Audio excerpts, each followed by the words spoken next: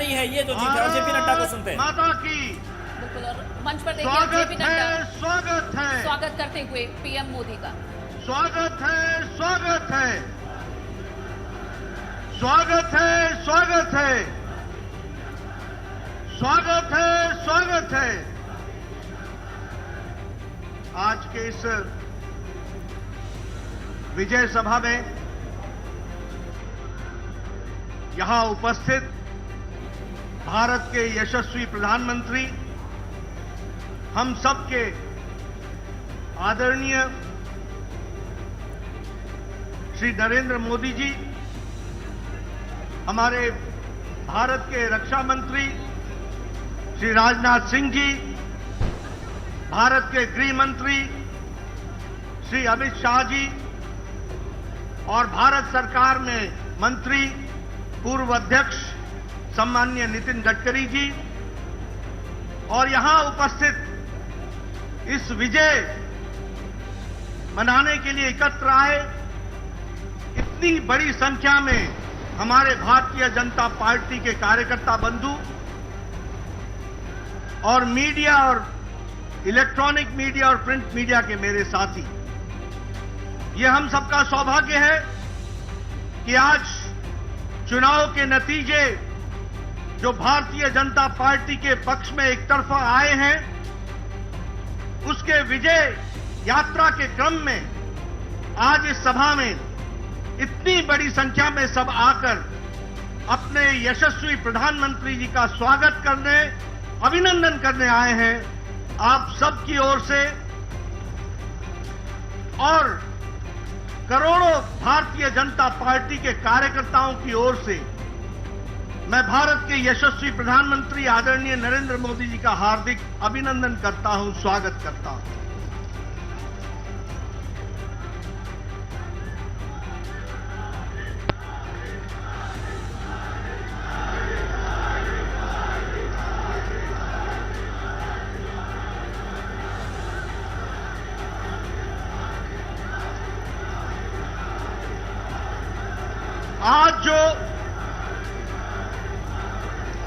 आज जो नतीजे आए हैं, जिसमें हमें एक तरफा भारत की जनता का 4 राज्यों का जो आशीर्वाद मिला है, ये आशीर्वाद में जो योगदान भारत की जनता ने किया है, वो इस बात को बताता है कि आदरणीय यशस्वी प्रधानमंत्री मोदी जी के द्वारा चलाए गए कार्यक्रम, उनके द्वारा प्रतिपादित किए गए नीतियां, इन नीतियों को फिर से देश की जनता ने चुनाव में जीत हासिल करा करके मुहर लगाई है। इस बात के लिए मैं मतदाताओं का अपनी ओर से हार्दिक धन्यवाद देता हूं और साथ ही साथ प्रधानमंत्री मोदी जी का अभिनंदन करता हूं कि उनके नेतृत्व में एक बार फिर से एनडीए, एक बार फिर से भारतीय जनता पार्टी को प्रचंड जीत हासिल हुई है और लोगों ने उनकी नीतियां और उनके कार्यक्रम को मुहर लगाई है। इसके लिए मैं पुनः उनको बधाई भी देता हूं, धन्यवाद भी देता हूं और आप सबकी ओर से, करोड़ों कार्यकर्ताओं की ओर से और मतदाताओं की ओर से उनका हार्दिक अभिनंदन करता हूं, स्वागत करता हूं।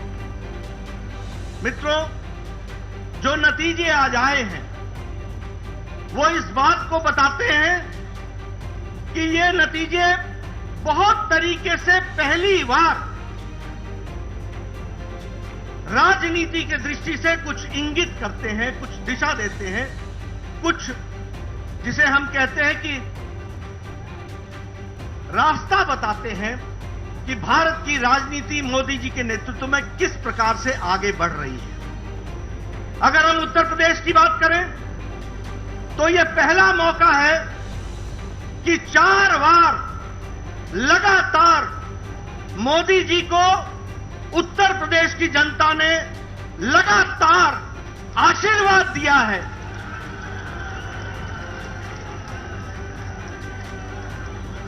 2014 में प्रचंड जीत हासिल हुई थी उत्तर प्रदेश में लोकसभा में। 2017 में प्रचंड आशीर्वाद उत्तर प्रदेश की जनता ने दिया था और हमारी सरकार बनाई थी। और 2019 में फिर से लोकसभा में भारतीय जनता पार्टी को मोदी जी के नेतृत्व में आशीर्वाद मिला था और इस बार फिर से 2022 में चौथी बार लगातार भारतीय जनता पार्टी को आशीर्वाद मिल रहा है।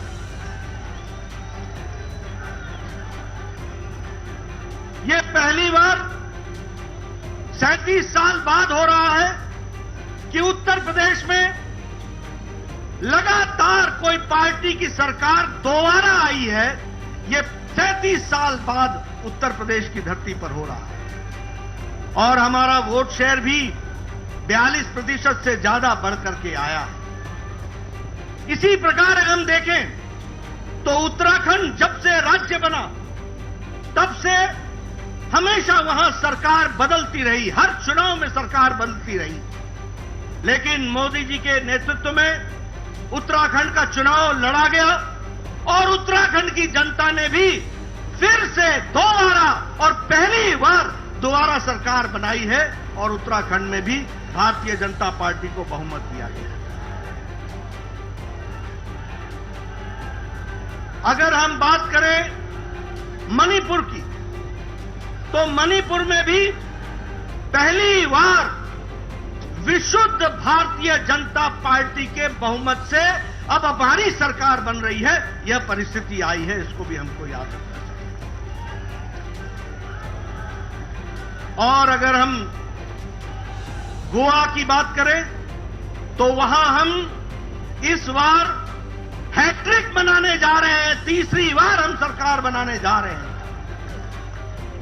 और वहां भी आदरणीय प्रधानमंत्री मोदी जी की नीतियों का, कार्यक्रम का आशीर्वाद हम सबको मिला है और उसके कारण ये जीत हासिल हुई। मित्रों, जहां हम आज 4 राज्यों में सरकार बनाने के लिए अपने बहुमत के साथ खड़े हैं, वहीं कल के नतीजे जो असम के म्युनिसिपल बोर्ड के आए, कॉरपोरेशन के, आपको जानकर खुशी होगी कि 80 म्युनिसिपल बोर्ड, म्युनिसिपल कॉरपोरेशन में 77 में भारतीय जनता पार्टी ने जीत हासिल की है। और आज वहां भी एक बाई इलेक्शन था मंझोली का, वह भी सीट प्रचंड मार्जिन के साथ भारतीय जनता पार्टी ने जीती है।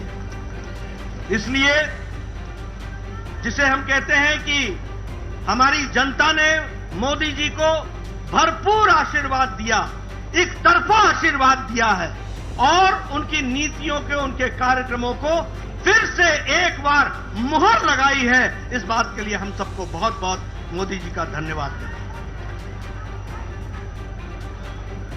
मित्रों, चुनाव में एक बात कही गई कि कुछ पार्टियां हमारे खिलाफ जुट गई हैं और इसलिए वोट की मात्रा उनकी बढ़ जाएगी और वो जीत हासिल करेंगे। कई पत्रकार ये पूछा करते थे कि इतनी पार्टियों का जमावड़ा हो गया है, आप किस तरीके से इसको देखते हैं? मैं उस समय भी कहता था कि यदि नेता मिल जाएं और पार्टियां मिल जाएं तो वोटर नहीं मिलता है, वोटर अपनी रक्षा करना खुद जानता है। इस बात को हमको याद रखना। और मैंने ये भी कहा था कि चुनाव सिर्फ मैथमेटिक्स नहीं है, चुनाव सिर्फ अरिथमेटिक नहीं है, चुनाव केमिस्ट्री है। और जब मैं केमिस्ट्री बोलता हूं तो हम सबको ये याद रखना चाहिए कि भारत की जनता, गरीब जनता, वंचित जनता, पीड़ित, शोषित, दलित, हमारी महिलाएं, हमारी बहनें, हमारा युवा साथी, हमारा किसान आज अगर अपनी केमिस्ट्री जोड़ता है तो वो नरेंद्र मोदी जी के साथ जोड़ता है। इस बात को हमको याद रखना चाहिए।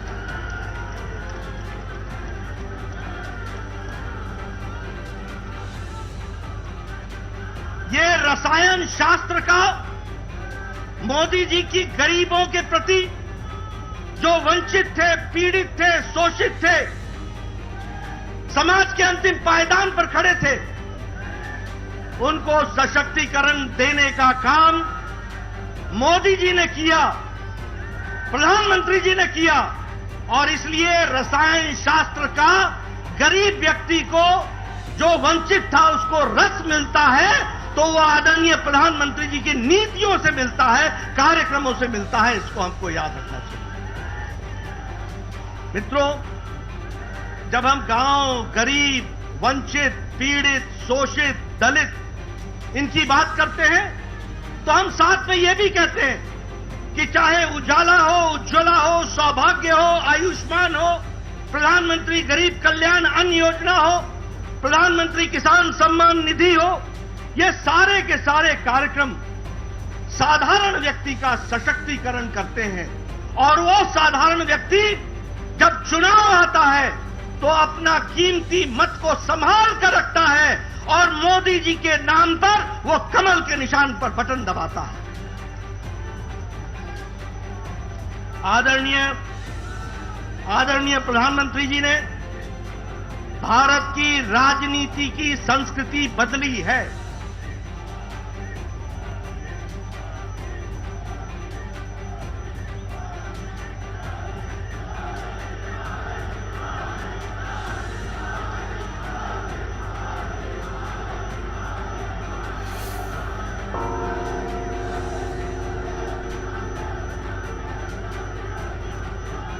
आदरणीय प्रधानमंत्री जी ने भारत की राजनीति की संस्कृति बदली है। लंबे समय तक एक राजनीति चल रही थी। वह राजनीति थी भाई भतीजावाद, भ्रष्टाचार, सांप्रदायिकता, जातिवाद, परिवारवाद, क्षेत्रवाद। इनकी राजनीति लंबे समय से चल रही थी। लेकिन आदरणीय प्रधानमंत्री जी ने भारत की राजनीति बदल दी, उसकी संस्कृति बदल दी। अब रिपोर्ट कार्ड की राजनीति है। काम करोगे, जनता के बीच में जाओगे और जनता का आशीर्वाद लोगे।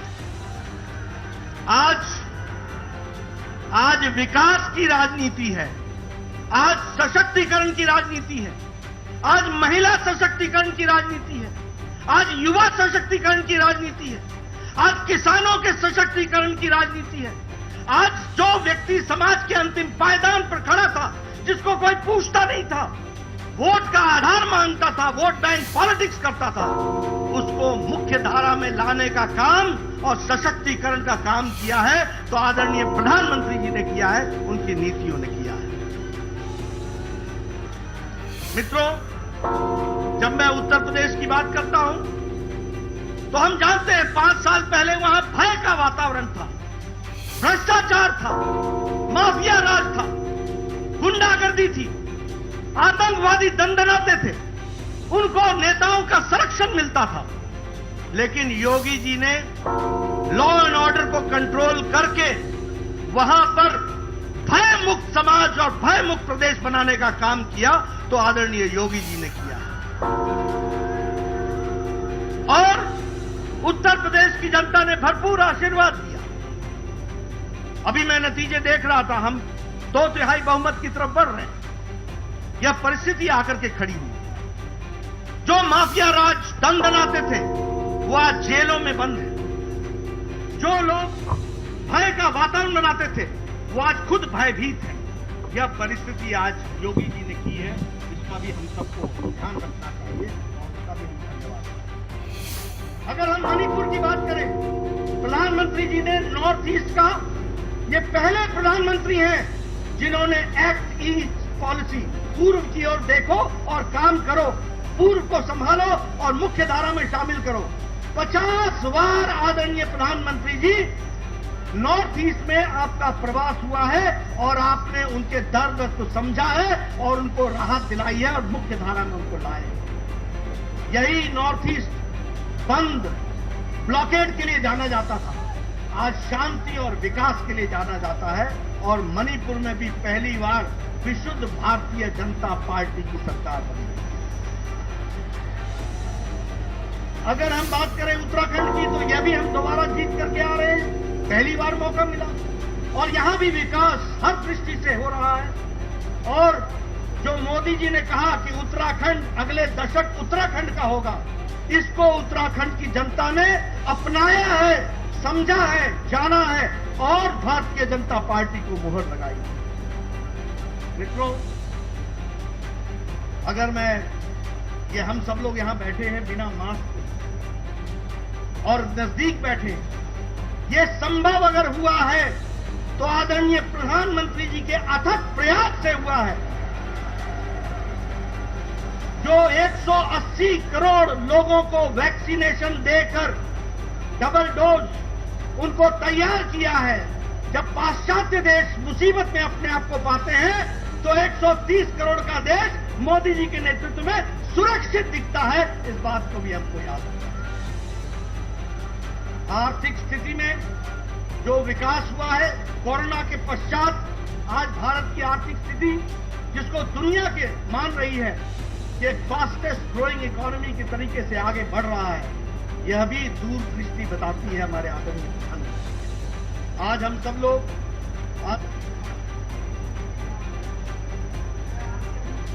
नहीं रहूंगा, मैं इस मंच से जहां आदरणीय प्रधानमंत्री जी को धन्यवाद देता हूं, सभी केंद्रीय नेताओं को धन्यवाद देता हूं, सभी हमारे प्रदेश के नेताओं को धन्यवाद देता हूं, वहीं मैं अपने करोड़ों करोड़ों कार्यकर्ताओं को बधाई और धन्यवाद देता हूं। कार्यकर्ताओं ने जमीन पर जाकर अथक प्रयास किया। क्या नेता, क्या कार्यकर्ता, क्या विस्तारक, क्या हमारे प्रवासी कार्यकर्ता, सबने अपना पूरी ताकत लगाई और आपकी जमीन पर मेहनत रंग लाई और मोदी जी की नीतियों को वोट में परिवर्तित करने में आपने अपना योगदान दिया। मैं आप सबको भी इसके लिए बधाई देता हूं और धन्यवाद देता हूं। इसी तरीके से हम लोगों ने आगे बढ़ना है और 2024 में भी इससे और आगे बढ़ करके जाना है और आप सब कार्यकर्ताओं ने अथक प्रयास अपना जारी रखना है, ऐसा मैं आपसे निवेदन करना चाहता हूं। आपके राष्ट्रभक्ति को मैं सलाम करता हूं। आपके राष्ट्रभक्ति के साथ, पार्टी के साथ खड़े होकर के कार्य को करने की मैं साधुवाद देता हूं और इसी प्रकार से हम सब लोगों ने आगे बढ़ना है और भारत को मोदी जी के नेतृत्व में यशस्वी बनाना है। इस काम को, इस लक्ष्य को लेकर हम चलेंगे। इन्हीं शब्दों के साथ बहुत बहुत धन्यवाद। आप सब लोगों ने मिला।